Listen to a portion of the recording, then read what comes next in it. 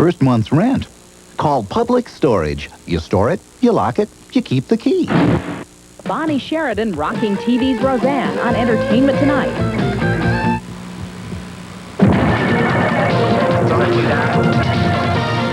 Won the bird in 10 minutes. Exclusive, they're going to take us inside. How could a protester get within inches of President Reagan? Where was the Secret Service? Excuse me, President Reagan. Today, have the heroes who saved President Reagan 11 years ago lost their edge? 2,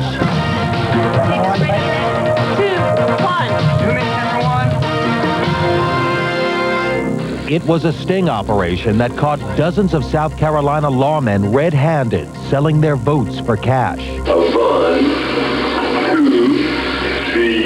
But despite being captured on videotape, this politician said he was innocent, and a jury agreed, putting him back in the State House. Swift is in. Chicago, we're coming to you first. Audio check, 1, 2. Then to L.A.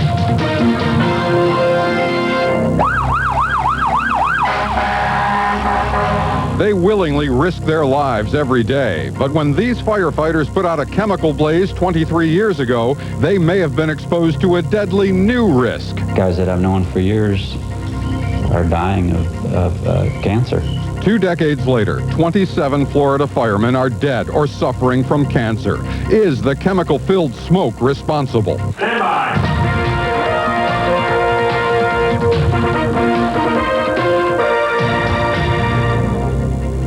Hello, I'm Bill O'Reilly. Thank you for watching Inside Edition today. We have 2 investigations for you. Politicians selling their votes. They were caught accepting cash on videotape, but one of these guys was found not guilty despite the tape. Also coming up, why are firemen dying in Florida? But first up today, a truly frightening situation. A man slips through Secret Service protection and assaults Ronald Reagan. As you know, it happened yesterday, and the question is, how could it happen? Nancy Glass is here with the story. Nancy. Bill, former President Ronald Reagan flinched as he was hit by a shower of glass yesterday. He wasn't injured. He was lucky. We're accustomed to seeing our president surrounded by Secret Service protection, but yesterday's incident proved that they are still vulnerable. And now some people are asking, how could that be? Can our nation handle peace as well as war? It could have been another national nightmare as former President Reagan is honored by broadcasters in Las Vegas. Anti-nuclear activist Rick Springer rushes to the podium unchallenged by the Secret Service. Has a key role in strengthening. Excuse me, President Reagan. President Reagan.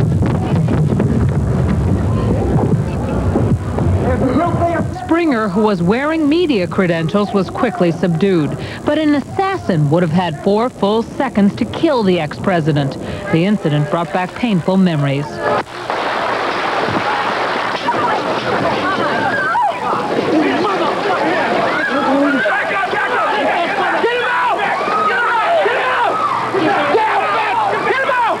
In both incidents, the Secret Service detail acted courageously and decisively once the attack had begun. But their numbers, their experience, and their intelligence failed to prevent the attack from happening. We're used to seeing the president and other public figures with a phalanx of bodyguards. They're ever present, even on the most informal occasions. Well, my special thanks to Santa Claus. And even at the most joyous events, like this lighting of the White House Christmas tree, the president was forced to speak from behind a bulletproof screen. Did yesterday's attack reveal deficiencies in Secret Service protection? Some cases where it's just physically impossible to restrict all areas, so you do the best you can with what you got. Hamilton Brown has protected 8 presidents in his 20-year career in the Secret Service. He says with the election year, the Secret Service may be stretched too thinly. I'm not sure how many people the LA office lost to go with the candidates that could have been better served there, but here again, it's a judgment call. You never know if Mr. Clinton or needs additional people. And if you do, you rob Peter to pay Paul, and now what do you do? Springer, who has a date in court today, should have been known to the Secret Service. He is the founder of the 100th Monkey group of environmental extremists. Any regrets? Other than the glass flying and maybe hitting the president. Shortly before the attack, other members of the group had taken part in an angry demonstration outside the Energy Department in Las Vegas to protest continued nuclear testing. Excuse me, President Reagan. There's a great... But why Springer attacked Reagan and how violent his intentions are less important than the fact that he was able to pull it off with such apparent ease. This situation yesterday, I think we're very fortunate that this young man didn't have a gun. A spokeswoman for the environmental group founded by Springer insisted that his actions were an emotional response. There was no violence intended. He was charged with making threats against a former president. Bill? Thanks, Nancy, for that report. And much more ahead today as Inside Edition moves along for you. A betrayal of trust. Politicians selling their votes, but one man beats the rap. I was innocent, and I said no. I'm not going to confess to something I didn't do. Even though you know you're innocent, you know all the resources of the federal government are out there and can be used against you.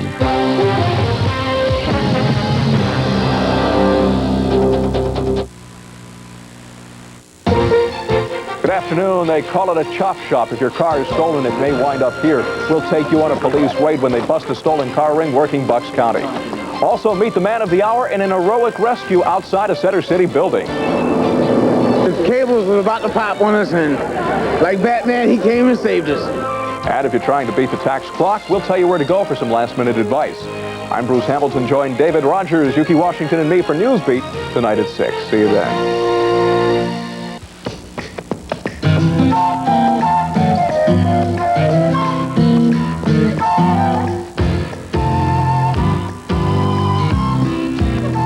Or our basic.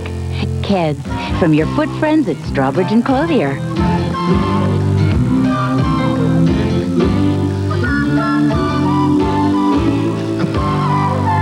Or our basic.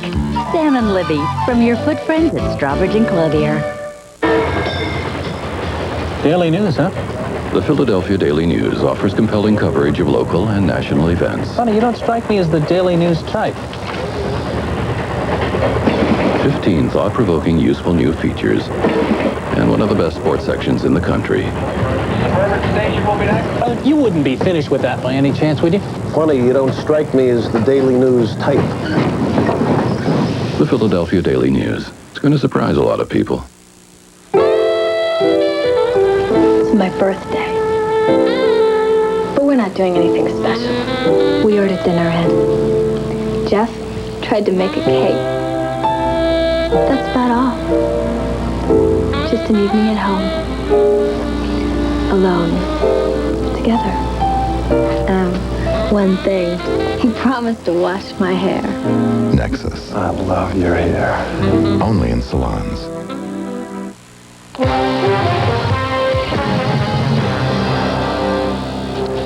Inside Edition has been following the scandal in the South Carolina State House. An FBI sting caught more than 24 lawmakers selling their votes for cash. The evidence is on videotape.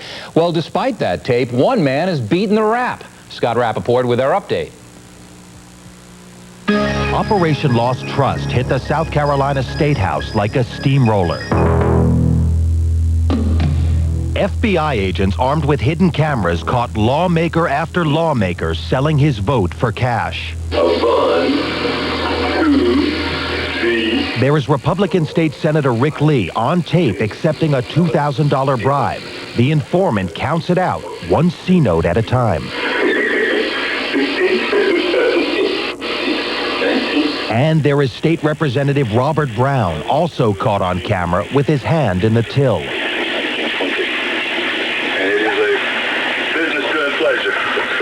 The federal probe uncovered a corruption cancer in South Carolina's governmental body.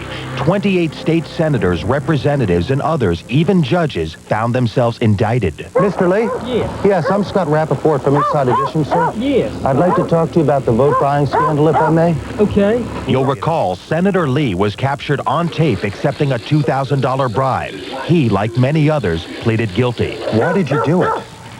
Well, I don't know. I mean, I needed the money at the time. I did, in fact, use the funds that I took to pay on my campaign debt. May I ask, how far does the corruption go in the General Assembly? Well, I have no comment on that. We continued to interview Mr. Lee, hoping to get his inside view on the prevalence of corruption in the legislature. But his father, standing just off camera, didn't like our questions. I think the public has a right to know how... Come on, get out of here. All right. Daddy, stop it right now, please. Daddy, settle down. You can put me on there. I don't care. No, Tony, just hush. No, wait just a minute. No, don't make a scene. Enough, sir. You go out of here. Please don't. Daddy, settle down, right? He's just real upset, okay? I know you're just doing your job, okay? If he has a heart attack over this, you will be sued. Sir, you gave us consent to interview, sir. And I'm granting you the interview. You're That's enough. trespassing right now. Would you like us to leave? Please. You damn right. You better leave. All right. All right. Thank you. Thank you, sir. But even as we were leaving, tempers were still flaring. Here's what happened. Let's go. Let's go. Turn the camera off and let's go. Turn the camera off and let's go. Daddy, don't, please get out of here. Get out of here. No, please, I mean it. We're going. We're going. Let's go with the camera. I go with the camera now. We're going. We are leaving. We're leaving. We are trying to leave, sir. The hell you are. We want to leave. But for all the fighting and fury the scandal sparked, there was one state representative, Tim Wilkes, who stood up to charges of conspiracy and extortion, saying he was innocent. I was innocent, and I said no. You know, I'm not going to confess to something I didn't do. First of all, it was at a party for South Carolina's horse racing industry that Representative Wilkes first met lobbyist Ron Cobb. Cobb said he was there pushing a parimutuel betting bill. Wilkes says Cobb came up and offered him a campaign contribution. When they gave me notice that he was going to make a campaign contribution to me, did it in a setting that was certainly conducive to it. We were at a large thoroughbred farm at a drop-in that was attended by legitimate horse people. 2 days later, Wilkes took Ron Cobb's $1,000 cash contribution, but soon found himself starring in the FBI Felony Follies. Turns out lobbyist Cobb wasn't actually trying to pass the parimutuel bill. His real work was as an informant for the government in Operation Lost Trust. Cobb would later testify that he gave Wilkes the money to go and buy votes. A month later, Cobb gave Wilkes another $500. I did not break the law. I took a campaign contribution. Honestly, I spent it in my campaign, and I was supporting a bill that I had supported all along. The U.S. Attorney's Office approached it this way. If a jury determines you sold your vote in return for that campaign contribution, that is a violation of the Hobbs Act. And that's what we felt very strongly that we had when we went into the case. It wasn't long until the FBI came knocking on Wilkes' door and demanded his records. Then a grand jury indicted him. United States of America versus Timothy C. Wilkes. And I could see the Army, the Navy, the Air Force, the Marines, the FBI, the CIA, 286 million people versus me. And then I realized that I was in a pickle. Thus began what Wilkes calls the biggest nightmare of his life. A lot of emotions, frustration, fear, anger, disbelief. It was agonizing. Hello, Gordon. Ever the consummate politician, Wilkes mounted his biggest campaign ever, fighting charges that could have brought 60 years in prison. He hired well-known Southern lawyer Gedney Howe, and co-defense attorney Ken Good even camped outside the courthouse in a motorhome. They gave Wilkes not only legal advice, but also a makeover. Wilkes had been known as a flashy dresser, fond of driving sports cars and dating lots of women. He's a surfer and has a tanning bed in his guest house. It wasn't exactly the image the lawyers wanted, so the spin doctors got to work. The spin was to put Tim in the most favorable light for this jury physically, and that was done, by the way his hair was cut, the way he dressed, whether or not he wore contacts or wore glasses. And I think that helped humanize him to the jury. I want butter pecan. With a little legal primping, Wilkes turned back into a hometown boy from Winsboro, South Carolina. Population 3,500. Thank you. But as his trial approached, Wilkes grew scared. The 26 indictments prior to his were all resulting in either guilty pleas or conviction at trial. That 10-month period was the most hellish part. Even though you know you're innocent, you know all the resources of the federal government are out there and could be used against you. One of Wilkes' saving graces was the fact that he had mentioned the term cash campaign contribution while the FBI tape was rolling, and it seemed to make a difference to the jury, which acquitted Wilkes of all charges. This is one of the happiest days of my life. I would say I'm one of the happiest people in the state of South Carolina right now. Winsboro's hometown boy became the only lawmaker charged in Operation Lost Trust to keep his job in the legislature. But in the process, Wilkes lost trust in the American judicial system. We're all taught that the cornerstone of the American system of jurisprudence is that you are innocent until you're proven guilty. And I would say that's a myth. My ordeal is proof to me that you are presumed guilty, and you have to prove your innocence. And really, nobody in America really is safe. Well, there was one more trial after the Wilkes verdict. That lawmaker was convicted. Coming next, firemen are dying in Florida. We'll investigate why. What I was breathing evidently was a chemical soup, because there were bits of nitrates, phosphates, anything that could have been used.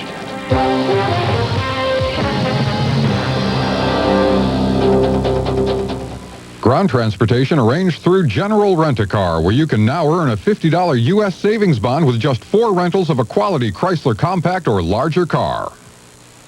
On Thursday, one woman's fight to help prostitutes get out of the business. Patrick Swayze says his latest role has changed his life. I don't even know how. I feel very weird doing all this press and talking about like I know how I've changed from this role. So what does the future hold for the actor? That's what I'm facing right now, is life after City of Joy. A talk with Patrick Swayze and a look at his compelling new movie, City of Joy, tonight on Evening Magazine. I'm Jennifer Ward. I'm Yuki Washington. Join us for a concert celebration of Maestro Mutti's 20 years in Philadelphia. Enjoy the magic of Mozart, Puccini, and Verdi. Experience the thrill of the Philadelphia Orchestra Live, a tribute to Riccardo Muti. Wednesday, April 22nd at 7:30 on KYW3. Brought to you by these fine sponsors. October 11th. Did you conclude that Judge Thomas was guilty of sexual harassment? Did this make you as angry as it made me? I'm Lynn Yackel, and it's time we do something about the mess in Washington. I want to put Pennsylvanians back to work, make health care affordable, and keep the government out of personal family decisions. And I want to beat Arlen Specter in November, because where does it say that our senators have to be career politicians like Arlen Specter? Lynn Yackel for U.S. Senate. Why are these people smiling? They've got new Paladin for partials with the power to clean the pearly part and the metal part. And the best part, it only takes 5 minutes. So get new Paladin for partials, unless you're already too good looking as it is. I try to ignore my sensitive teeth, but they hurt. Don't ignore your sensitive teeth. Sensodyne helps stop the pain that can start the domino effect, make you stop brushing, could even lead to tooth loss. Thanks, Sensodyne. Sensodyne helps stop the pain and the domino effect. Now get Little Caesars pepperoni bread free when you buy 2 pizzas with extra pepperoni for $7.98. Pizza, pizza. And get free chocolate chocolate. Anyone can promise you the world. Anyone can say they're the best. At Harris you can see for yourself. What separates us from all the rest is people. That's what you'll remember. People. Bringing it all together. People. That's what makes it better at Harris. The better people play.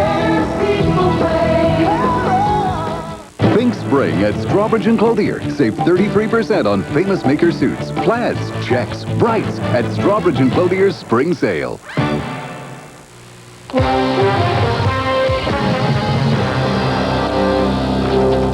23 years ago, a huge fire engulfed a factory in Fort Lauderdale, Florida. Firemen there performed heroically. Now, some of those same firemen are dying. Inside Edition has been investigating this story for 2 years, and now there is new information. We'll have that in a moment. But first, John Scott takes us back in time to that day in 1969.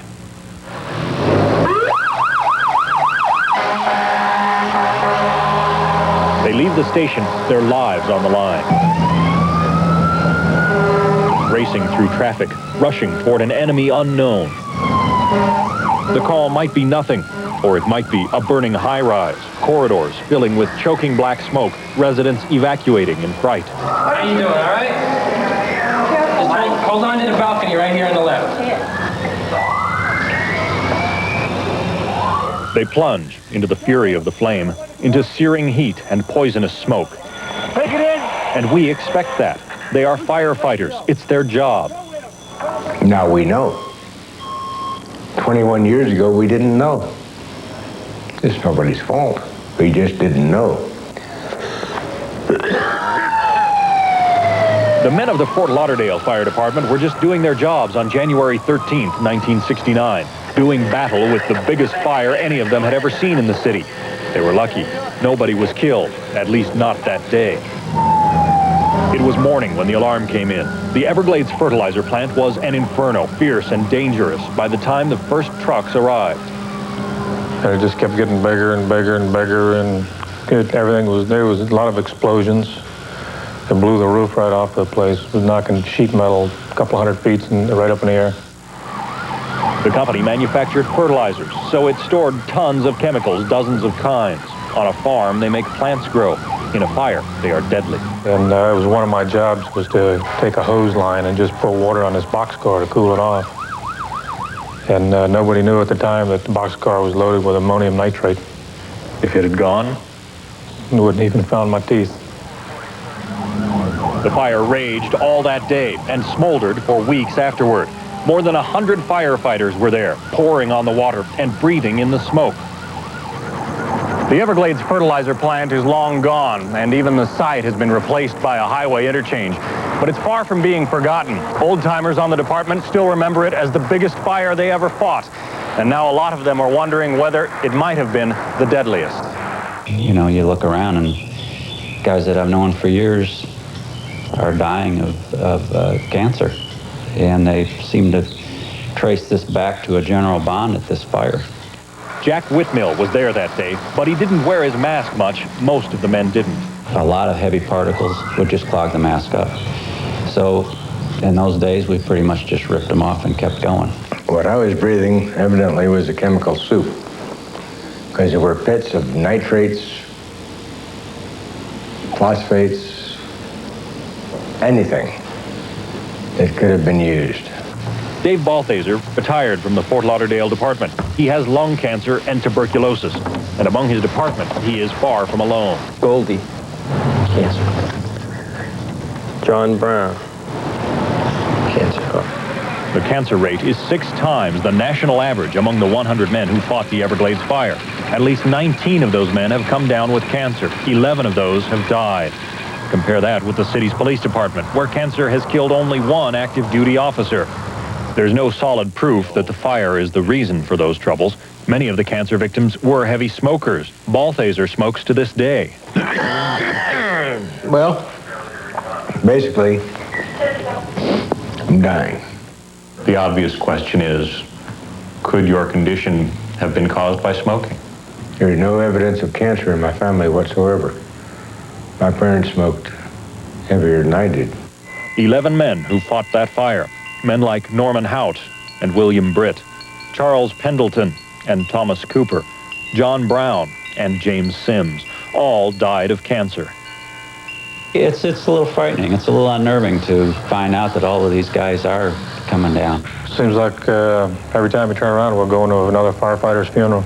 It can't be old age because they're not that old. I mean, the guys that were at that fire with me, even the old timers now are in their early 60s. Greg, there's heavy smoke up there. These days, no firefighter would answer any call without first putting on a full suit of protective gear, boots, bunker pants, and coat.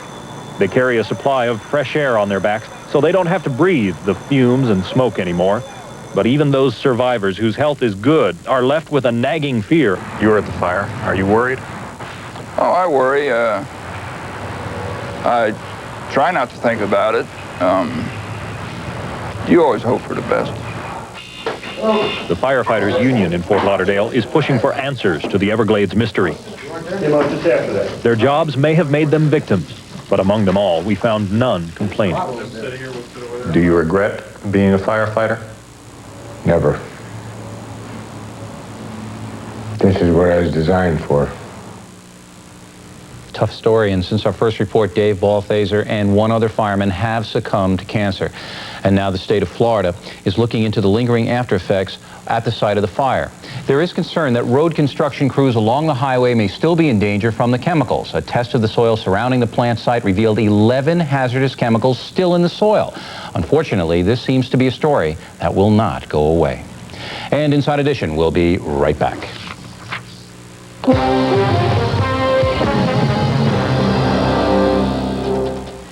Do you know what my favorite country is? Country Scent Lysol Spray.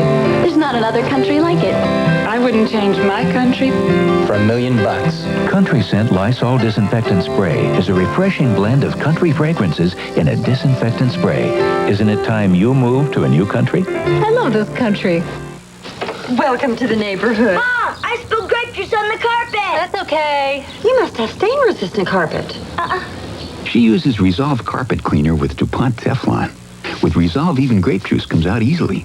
For tough carpet stains, Mom, that's okay. get Resolve with Teflon.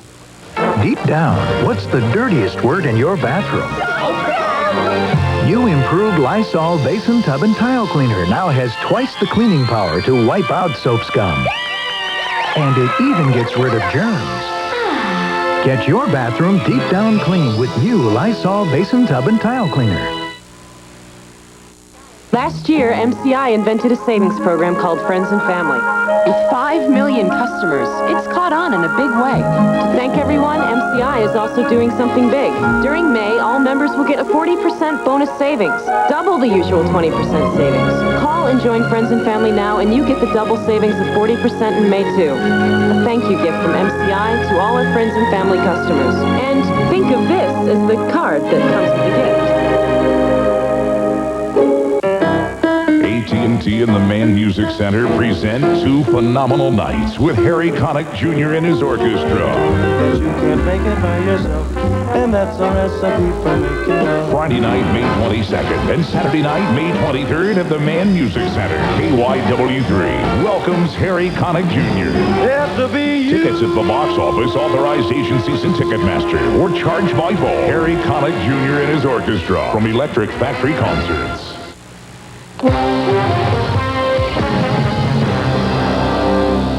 And here's what's upcoming on Inside Edition. What happens when the glitz of rock and roll collides with the glamour of high fashion? Even when you get married, I think the focus is still on yourself. From Billy Joel and Christy Brinkley to Mick Jagger and Jerry Hall, rock stars are falling for the world's hottest models. I never really set out to marry a model. Inside the steamy chemistry between beauty and the best of rock and roll. Well, that should be interesting tomorrow, and that is it for us today. Thanks again for watching Inside Edition. I'm Bill O'Reilly. Don't forget those taxes, and we'll see you tomorrow.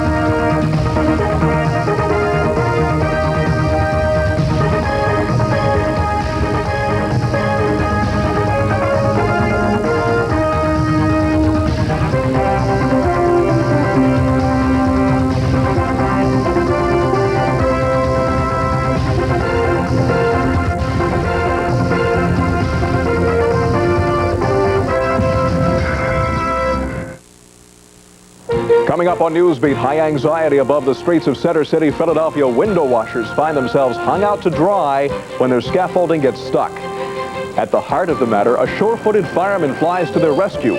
You'll meet the man who risked his own life to save the stranded workmen. And angry workers storm a bank after their paycheck. That's Bob's. I'm Bruce Hamilton. Percent savings off our full coach fare. Available on any domestic flight. Any day. Anytime you fly. With no advance purchase required. This is not a sale. It's part of a new way of doing business from American Airlines, bringing value back to air travel. Tonight on Channel 10 at 8, Rescue 911, followed by the CBS Tuesday night movie, Met Blessing, My Life and Times, and the Channel 10 News at